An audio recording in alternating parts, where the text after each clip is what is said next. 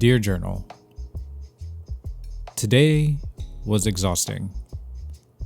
It was also frustrating and irritating, but at the same time, even if reluctantly so, I will have to admit that it was also productive too. Another one of those roller coaster days, I guess. I remember when I was going to sleep, I was actually pretty excited about things. The fact that this video series has been feeling like something I can keep up with was an incredibly motivating factor for me. But then came the little avalanche of events. I woke up at 2 a.m. because of a crazy thunderstorm, and because I couldn't fall back asleep, I ended up just getting out of bed and trying to get an early start to the day. But the thing was, I was still tired. I made a little bit of coffee to try and start the engine, so to speak, but I was still just as exhausted, maybe even more so afterwards.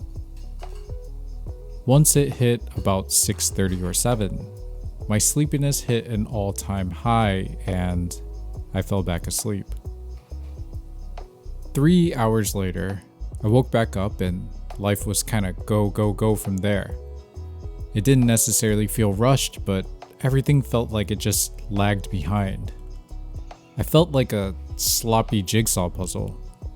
All the pieces were there and connected, but everything was just a little frazzled and not all the pieces were quite pushed in.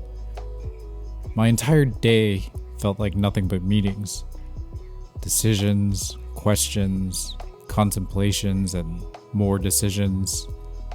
And in my longest meeting, which was also initially meant for some quick decision making, we ended up making a lot of headway, but also discovered a loophole in one of our campaigns, which ended up taking us back to square one to do some brainstorming.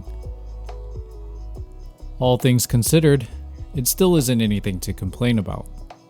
A lot of good came from it too, and ultimately it ended up being for the better. The way time just moved today felt very circular.